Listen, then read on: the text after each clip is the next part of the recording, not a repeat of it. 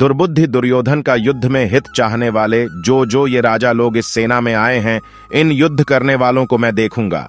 संजय बोले, हे धृतराष्ट्र, अर्जुन द्वारा इस प्रकार कहे हुए महाराज श्री कृष्णचंद्र ने दोनों सेनाओं के बीच में भीष्म और द्रोणाचार्य के सामने तथा संपूर्ण राजाओं के सामने उत्तम रथ को खड़ा करके इस प्रकार कहा कि हे पार्थ, युद्ध के लिए जुटे हुए इन कौरवों को देख।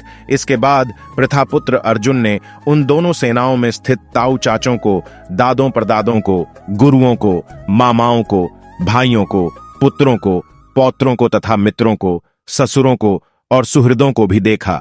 उन उपस्थित संपूर्ण बंधुओं को देखकर वे कुंती पुत्र अर्जुन अत्यंत करुणा से युक्त होकर शोक करते हुए यह वचन बोले। अर्जुन बोले, हे कृष्ण, युद्ध क्षेत्र में डटे हुए युद्ध के अभिलाषी इस स्वजन समुदाय को देखकर मेरे अंग शिथिल हुए जा रहे हैं और मुख सूखा जा रहा है तथा मेरे शरीर में कंप और रोमांच हो रहा है। हाथ से गांडीव धनुष गिर रहा है और त्वचा भी बहुत जल रही है तथा मेरा मन भ्रमित हो रहा है। इसलिए मैं खड़ा रहने को भी समर्थ नहीं हूं। हे केशव, मैं लक्षणों को भी विपरीत देख रहा हूं तथा युद्ध में स्वजन समुदाय को मारकर कल्याण भी नहीं देखता। हे कृष्ण, मैं न तो विजय चाहता हूं और न राज्य तथा सुखों को ही वर्टिकल बार। हे गोविंद, हमें ऐसे राज्य से क्या प्रयोजन है अथवा ऐसे भोगों से और जीवन से भी क्या लाभ है हमें, जिनके लिए राज्य, भोग और सुखादि अभीष्ट हैं। वे ही ये सब धन और जीवन की आशा को त्याग कर युद्ध में खड़े हैं।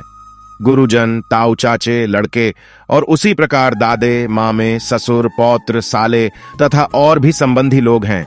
हे मधुसूदन, मुझे मारने पर भी अथवा तीनों लोकों के राज्य के लिए भी मैं इन सबको मारना नहीं चाहता।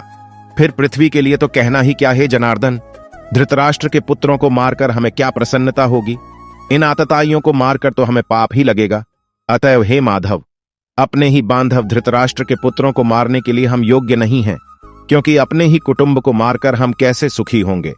यद्यपि लोभ से भ्रष्टचित्त हुए ये लोग कुल के नाश से उत्पन्न दोष को और मित्रों से विरोध करने में पाप को नहीं देखते, तो भी हे जनार्दन, कुल के नाश से उत्पन्न दोष को जानने वाले हम लोगों को इस पाप से हटने के लिए क्यों नहीं विचार करना चाहिए। कुल के नाश से सनातन कुल धर्म नष्ट हो जाते हैं। धर्म के नाश हो जाने पर संपूर्ण कुल में पाप भी बहुत फैल जाता है। कुल के नाश से सनातन कुल धर्म नष्ट हो जाते हैं। धर्म के नाश हो जाने पर संपूर्ण कुल में पाप भी बहुत फैल जाता है। हे कृष्ण, पाप के अधिक बढ़ जाने से कुल की स्त्रियां अत्यंत दूषित हो जाती हैं। और हे वार्ष्णेय, स्त्रियों के दूषित हो जाने पर वर्ण संकर उत्पन्न होता है। क्या गिला करें उन बातों से, क्या शिकवा करें उन रातों से। कहें भला किसकी खता इसे हम कोई खेल गया। फिर से जज्बातों से देखा है हमने भी आजमा कर, दे जाते हैं धोखा लोग करीब आकर। कहती है दुनिया मगर दिल नहीं मानता। क्या आप भी भूल जाओगे। हमें अपना बनाकर दिल की हसरत मेरी जुबान पे आने लगी। तुमने देखा और ये जिंदगी मुस्कुराने लगी। ये इश्क के इंतहा थी या दीवानगी।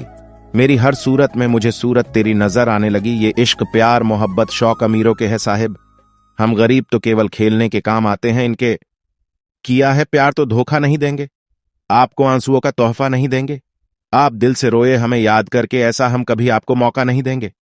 जमाने की छोड़िए, एनएमआई जमाने के साथ चलना ये नहीं आता। अनुम आज वीएनआई बच्चे नहीं, हमें दोस्तों के बिना जीना ये नहीं आता। हमने चलना छोड़ दिया। अब उन राहों में टूटे वादों के टुकड़े चुभते हैं। अब पांवों में, हर प्यार में एक एहसास होता है। हर काम का एक अंदाज होता है। जब तक ना लगे बेवफाई की ठोकर, हर किसी को अपनी पसंद पे नाज होता है। मुझसे क्यों पूछते हो सुकून क्या होता है। हम तो अपना सुकून उनके नाम कर बैठे हैं। मत किया कीजिए दिन के उजालों की ख्वाहिशें। ये जो आशिकों की बस्तियां हैं, यहां चांद से दिन निकलता है। वो बेवफा हमारा इम्तिहा क्या लेगी। मिलेगी नजरों से नजरें तो अपनी नजरें झुका लेगी। पर्दा गिरते ही खत्म हो जाते हैं तमाशे सारे। खूब रोते हैं फिर औरों को हंसाने वाले। जिंदगी के मायने तुझसे है, जिंदगी की ख्वाहिशें तुझसे है। तू क्या जाने तू क्या है मेरे लिए। मेरी हर सांस का वजूद तुझसे है। बचाओ लाख दिल को, मोहब्बत हो ही जाती है नजर। आखिर नजर है ये शरारत हो ही जाती है। कह दो हर वो बात जो जरूरी है कहना, क्योंकि कभी कभी जिंदगी भी बेवक्त पूरी हो जाती है। जब जिंदगी दर्द दे तो क्या किया जाए। चलो दर्द को जिंदगी बनाकर जी लिया जाए। कहते हैं कि पत्थर दिल रोया नहीं करते, तो फिर पहाड़ों से ही झरने क्यों बहा करते हैं। हाथ छूटे भी तो रिश्ते नहीं छोड़ा करते। वक्त की शाख से लम्हे नहीं तोड़ा करते। इतना आसान नहीं है जीवन का हर किरदार निभा पाना। इंसान को बिखरना पड़े जाता है। रिश्तों को समेटने के लिए इंसान की परेशानियों की सिर्फ दो ही वजह है। वह तकदीर से ज्यादा चाहता है और वक्त से पहले चाहता है। जब तक रास्ते समझ में आते हैं तब तक लौटने का वक्त हो जाता है। इसीलिए कहते हैं कि मिट्टी से भी यारी रख, दिल से दिलदारी रख, चोट न पहुंचे बातों से इतनी समझदारी रख, पहचान हो तेरी हटकर भीड़ में कलाकारी रख, पल भर ये जोश जवानी का, बुढ़ापे की भी तैयारी रख, दिल सबसे मिलता नहीं फिर भी जुबान प्यारी रख। इस दुनिया में कुछ भी असंभव नहीं है। अगर आपने ठान लिया है तो आप असंभव को भी संभव बना सकते हैं।